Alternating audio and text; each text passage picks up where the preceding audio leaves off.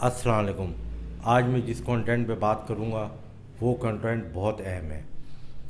देखें, अभी थोड़ी देर बाद मैं जो वीडियो अटैच करूँगा, मैं ये वीडियो क्यों अटैच कर रहा हूँ किसी और की, मैं सीक्वेंस वाइज ये इसलिए अटैच कर रहा हूँ ताकि पाकिस्तान की आवाम ये देखे कि जो हमारे साबिक क्रिकेटर टीवी पे बैठ के जो सिर्फ अपने ज़ाती मकसद के लिए जो क्रिटिसाइज़ करते हैं, उनकी इन बातों को पाकिस्तानी नहीं, यहाँ पर कोई जर्नलिस्ट नहीं है, यहाँ पर कोई यूट्यूबर नहीं है, यहाँ कोई बंदा नहीं, या मैं, यहाँ पाकिस्तान से बाहर जो क्रिकेट खेले हुए हैं, जो दूसरे देश के लोग हैं, वो उनको किस तरीके से उनको नसीहतें करते हैं और वो लोग भीगी बन के उनकी कैसी बातों में हाँ मिलाते हैं। उनके साथ आर्ग्यूमेंट क्यों नहीं करते?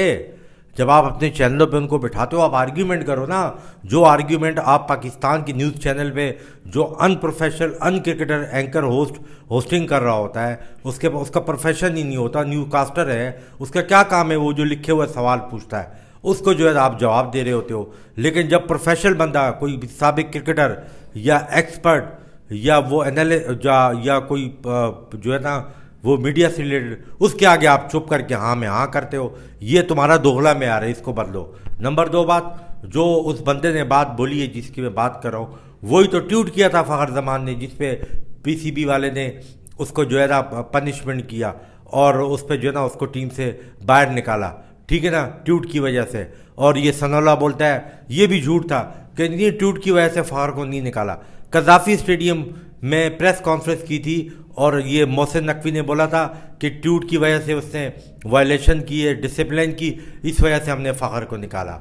वो तो बेचारा जिस तरह टीम में आया और आने के बाद जो भी हुआ उसके साथ, तो भाई मेरा पॉइंट ये है कि आपकी क्रिकेट की जो गंदी सियासत है ना, आपकी क्रिकेट इसीलिए जाके जो है ना वो मुकाबला नहीं करती। आप हिंदुस्तानियों से सीखो, ठीक है ना, उनसे सीखो कोचिंग कैसे करते हैं, उनसे सीखो कि खिलाड़ियों को मोटिवेट कैसे करते हैं, टेक्निकलिटीज़ उनसे सीखो। तुम लोग खाक टेक्निकलिटीज़ पता है, तुम्हारे दो तीन कोई प्लेयर हैं, उनको तुम लोग जो है ना कोचिंग स्टाफ में लाते हो, ना उनको कोई जिम्मेदारियां देते हो, ना उनको कोई रिस्पॉन्सिबिलिटी देते हो। कौन है तुम्हारा?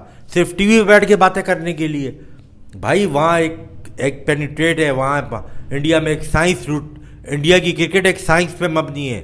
वो ये नहीं है डॉक्टर नोमान न्याज वाली कि जी बायो मैकेनिकल तो फलाना मैकेनिकल तो, और बायो मैकेनिकल तो अभी ऐड हुआ है ना कुछ अर्सा पहले, ठीक है ना, जैसे वासन नवाज की टेक्निक भी बोल रहा है। कहा था सहवाग के टाइम पे बायो मैकेनिकल, सईद अनवर, आमिर सुहेल, जावेद मियादाद, मोइन खान, उनके तो खड़े होने का स्टांस भी सही नहीं था, एमसीसी की क्रिकेट बुक में नहीं था। बात ये नहीं होती, बात ये होती है कि आपके पास वो नॉलेज होनी चाहिए, सबसे बड़े आपके पास मोटिवेशनल स्पीच होनी चाहिए। आप प्लेयर को बताओ तुम्हारा ये रोल है, उसके बाद अगर डिसिप्लिन कायम करना है तो अपने दायरे में करो, ठीक है ना। सबसे पहले जब तक पीसीबी का चेयरमैन ऐसे ही आता रहेगा, आपकी क्रिकेट में पहले ही बोल चुका हूँ ऐसी, नीचे अनप्रोफेशनल लोग हैं, सीईओ किसी काम का नहीं है, डोमेस्टिक क्रिकेट डायरेक्टर वो किसी काम का नहीं है, डायरेक्टर इंटरनेशनल क्रिकेट वो किसी काम का नहीं है, सही है ना आपका।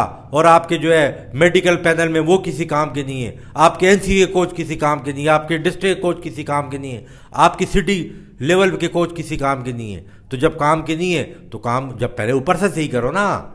जो दरख्त आप उगा रहे हो, या जो जब दरख्त ही सही नहीं है तो उसकी शाखें कहाँ से सही होंगी? वो फल देगा आपको, वो झाड़, उसकी झाड़ का काम क्या आएगी? आप बेस स्ट्रॉन्ग करो, ठीक है ना। सबसे पहले वो पता नहीं है कभी किसको लगा दिया और कभी किसको लगा दिया, जिसको देखो वो आइंस्टाइन बना हुआ है क्रिकेट का। हफीज़ अपनी साइंस झाड़ता है, डोमेस्टिक यूँ कर दो, शुएब मलिक अपनी साइंस झाड़ता है, वो दूसरा। अभी आप शुएब मलिक ने 3 मैच खेले, इन्फर डोमेस्टिक अल्फला के 3 मैच, और उसका टोटल स्कोर कितना है? 5-2 और 0, और यंग प्लेयर की उसने जगह ली। क्या फायदा हुआ उसका? भाई अपने आप को बदलो। सनी भाई, बाबर आजम ट्रायंगल सीरीज से लेके अभी तक उन्होंने ओपनिंग, टीम मैनेजमेंट ने उनसे ओपनिंग का काम लिया।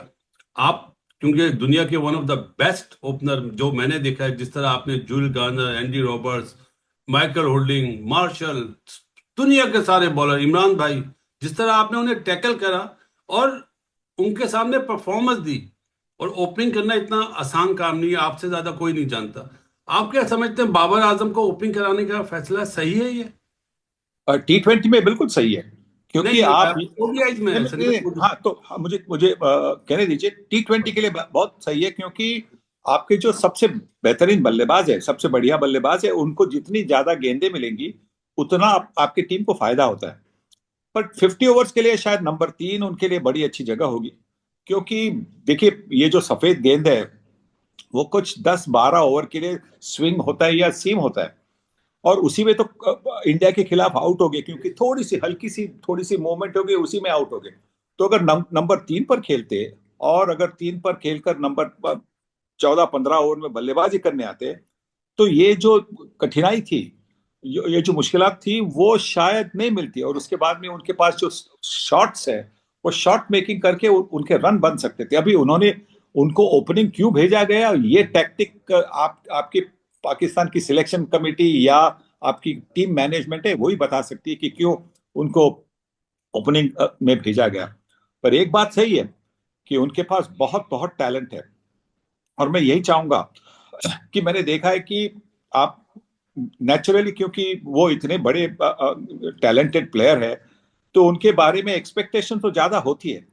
पर जब वो नहीं करते तो मैं समझता हूं कि आप सभी को उनको सपोर्ट करना चाहिए। आप उनको अगर क्रिटिसाइज करते रहेंगे तो वो भी डिमोरलाइज होंगे। देखिए, हमारे यहाँ देखिए कि 2-3 साल पहले कोहली के कुछ रन नहीं बन रहे थे, उन्होंने मेरे ख्याल से 1-1.5 साल के लिए सेंचुरी भी नहीं बनाई थी, पर हमारे यहाँ किसी ने उनके काबिलियत के बारे में कभी सवाल नहीं उठाया। हम यही सोच रहे थे कि हाँ, नसीब उनके साथ नहीं, पहली गलती कर रहे हैं उसी में आउट हो रहे हैं, यही हम कह रहे थे। और मैं चाहता हूं कि आप सभी जो खेले हैं पाकिस्तान के लिए, खास करके आपके जो फॉर्मर प्लेयर है, आपको उनको सपोर्ट देना है, आपको उनको लिफ्ट करना है, आपको आपकी जो टीम है उनको लिफ्ट करना है। हार जीत तो होती रहती है, पर जब आपसे आप लोगों का जो सपोर्ट मिलेगा पाकिस्तान के जो खिलाड़ी है, तो वो और ज्यादा अच्छा खेलेंगे, ऐसा मुझे लगता है। और तकनीकी नाते अगर मुझे आप पूछेंगे तो बाबर को मैं सिर्फ एक ही कहूंगा कि अभी वो जो उनका स्टांस है ना, वो बड़ा बड़ा स्प्रेड आउट स्टांस है।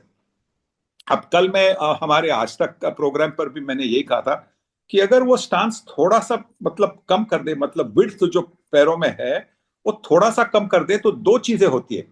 एक, अगर आपके पैर जब होते हैं तो आपको आगे पीछे जाने के लिए तकलीफ होती है। दूसरी बात है कि आपका बैलेंस जब होता है तो आपकी हाइट भी थोड़ी सी बढ़ती है, यहाँ पे थोड़ा आप नीचे होते हैं, तो मतलब आपको अंदाजा अच्छा होता है बॉल की बाउंस का, बॉल की मूवमेंट का। थोड़ा सा आप अपराइट होते हैं तो थोड़ा सा ज्यादा अंदाजा होता है। तो उससे, और ओपनिंग बल्लेबाज को तो वो चाहिए ना, हाइट जी। थोड़ी सी चाहिए जहां से आपको दिखाई देता है। तो वो करने की कोशिश करेंगे तो मुझे लगता है कि उनकी जो रन मेकिंग एबिलिटी थी वो वापस आएगी, और उससे सिर्फ पाकिस्तानियों को नहीं, पूरी दुनिया को आनंद मिलेगा। क्योंकि उनकी बैटिंग का जो मजा है, जो कवर ड्राइव मारते हैं, जो अभी देखिए परसों भी उन्होंने एक जो मिड विकेट ड्राइव करके बाउंड्री मारी थी, कितना बेहतरीन शॉट था। ये शॉट देखने के लिए दुनिया आतुर है भाई, दुनिया आतुर है, सिर्फ पाकिस्तानी नहीं, दुनिया आतुर है। तो मैं यही चाहता हूं कि उनको अगर कोई बता दे आपकी तरफ से कि वो करे, तो शायद उनकी रन मेकिंग वापस आ सकती है। सनी भाई, ये आपने जो बात बोली है, आज से 4 महीने पहले हम ये मशवरा दे चुके हैं कि अपना स्टांस थोड़ा सा कम करो, उसके उससे पाँव की मूवमेंट बेहतर होगी। माइट भी वो, अब आपने बोला है तो आपको तो मैं सलूट करूंगा, क्योंकि आप तो पूरी किताब है क्रिकेट की।